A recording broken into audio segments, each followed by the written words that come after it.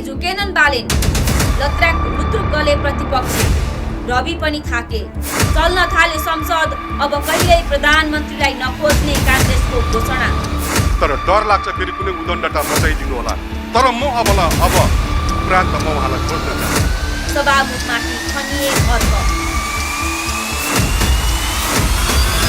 प्रधानमन्त्री बालेन शाहको जितको अगाडि कसको के लाग्छ र?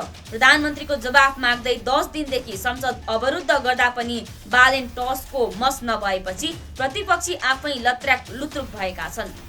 बालेनले संसदको रोस्टममै उभिएर नेपालले पनि भारतको भूमि मिचेको छ भन्ने अभिव्यक्ति दिएपछि राजनीतिक वृत्तमा तरङ्ग पैदा भएको थियो। संसदमा जोडतोडले प्रश्न उठ्यो। प्रतिपक्षीले आपत्ति जनाए। तथ्य खोजेर प्रधानमन्त्रीलाई जवाफ दिन निरन्तर माग गरिरहे। तर प्रधानमन्त्रीले टेट पुच्छर लगाएनन्। सभामुख डोलप्रसाद अर्यालले प्रधानमन्त्रीलाई बोलाउने पहल गरे। उनले पनि सकेनन्। राष्ट्रिय स्वतन्त्र पार्टीका सभापति रवि लामिछानेले प्रधानमन्त्रीलाई मनाउन खोजे, तर उनको पनि कुरा सुनेनन्। कसैको जोर नचलेपछि बालेन शैलीसँग सबै हैरान भएका छन्। प्रधानमन्त्रीले भाउ नदिएपछि रासपा सभापति लामिछाने प्रधानमन्त्री छाडेर विपक्षी दलहरूलाई मनाउनतिर लागे। गत सोमबार सर्वदलीय बैठक राखे। बुधबार पनि विपक्षी दलका नेताहरूसँग छलफलमा बसे। संसदमा प्रधानमन्त्री उपस्थित हुनुपर्ने विपक्षीको मागमा दुवै पटक रासपा सभापति लामिछानेले एउटै कुरा भनेका छन्। के गर्ने, प्रधानमन्त्री बालेन यस्तै छन्। कतिपय अवस्थामा व्यक्ति अनुसार पनि अभ्यस्त हुनुपर्ने रहेछ। प्रधानमन्त्री बालेनको व्यक्तित्व अनुसार संसद अभ्यस्त हुने कि संसदको विधि अनुसार प्रधानमन्त्री बालेन अभ्यस्त हुँदै जाने हो? विपक्षीका यस्ता प्रश्नमा रासपा सभापति लामिछाने नरम भए, तर जवाब भने दिन सकेनन्।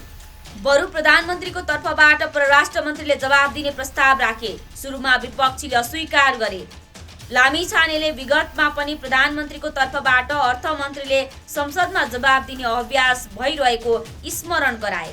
त्यसअनुसार नजाने हो भने संसद बन्धक भइराख्छ भनेर उल्टै विपक्षीको साथ खोजे। झन्डै 2/3 बहुमत भएको रासपाले पेलेरै संसद अगाडि बढाउने र आफ्ना कुरा समेत राख्न नपाइने डर भएपछि विपक्षी दलहरू गले।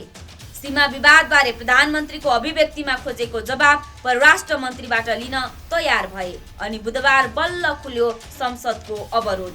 प्रधानमन्त्रीको गैर जिम्मेवारीको कुनै ओखति नदेखेपछि संसद अवरोधको नीति बदलेर सुचारू गर्न सहयोग गरेको काङ्ग्रेसका संसदीय दलका नेता विष्मराज आङदेम्बेले बताएका छन्। विपक्षीहरू गल्नुको पृष्ठभूमिमा सभामुख र सत्तारूढ दल रासपा समेत जिम्मेवार छन्। यसप्रति संकेत गर्दै आङदेम्बेले सभामुखले प्रधानमन्त्रीलाई रुलिङ गरेर सदनमा ल्याउन नसकेको र प्रधानमन्त्री सदनमा नआएको गुनासो पोखे। उनले फेरि संसदमा प्रधानमन्त्री नखोज्ने घोषणा नै गरे। परराष्ट्र मन्त्रीको जवाफमा पनि असन्तुष्ट परराष्ट्र मन्त्री शिशिर खनालले प्रधानमन्त्री शाहले सदनमा सीमा सम्बन्धी राखेको अभिव्यक्तिको बचाउ गरे। उनले प्रधानमन्त्रीको भनाइको सन्दर्भ केही प्राविधिक यथार्थ र क्रस बोर्डर अकुपेसनसँग जोडिएको जवाफ दिए। प्रधानमन्त्री बालेनको विवादास्पद अभिव्यक्तिको बचाउ गर्न परराष्ट्र मन्त्रीले दिएको जवाफमाथि नै प्रश्न उठेको छ। विपक्षी सांसदहरूले मन्त्रीले स्पष्टीकरण होइन प्रधानमन्त्रीको ढाकछोप गरेको आरोप लगाएका छन्। बुधबारको संसदमा अर्को रोचक दृश्य हर्क साम्पाङले देखाए। बोल्ने समय नपाएपछि श्रम संस्कृति पार्टीका नेता हर्क साम्पाङ आक्रोशित बने। उनी सिधै संसदको बेलमा पुगे, नाराबाजी गरे र पहिलो पटक सभामुख विरुद्ध नै सभामुख मुर्दाबादको नारा लगाए। सभामुख डोलप्रसाद अर्यालले नियमावली सम्झाउँदै रोक्न खोजे, तर साम्पाङ झन आक्रामक देखिए। उनले चुनौतीपूर्ण शैलीमा भने, जे गर्नु छ गरेर देखा। केही बेर तनावपूर्ण अवस्था बनेपछि सभामुखले बोल्ने समय दिने आश्वासन दिए। त्यसपछि मात्र साम्पाङ बेलबाट फर्किएका थिए। संसदीय व्यवस्थामा प्रधानमन्त्री व्यावहारिक रूपमा समेत संसदप्रति उत्तरदायी र जवाबदेही भइरहने विश्वास गरिन्छ। कारण जुनसुकै बेला संसदले प्रधानमन्त्रीलाई फिर्ता बोलाउन सक्छ।